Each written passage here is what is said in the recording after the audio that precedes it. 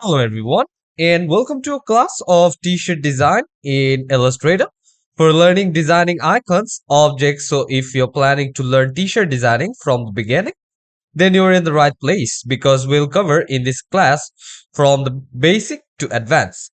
So let's take a look what you learn from this class.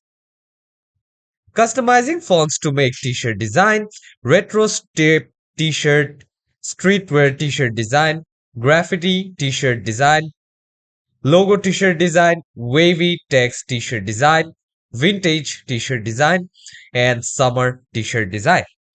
After completing this class, you will be able to make stunning design using Illustrator.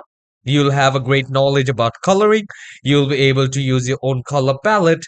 You will be able to design t-shirt for yourself, design company t-shirts with logo, create different textiles, and create design in t-shirt.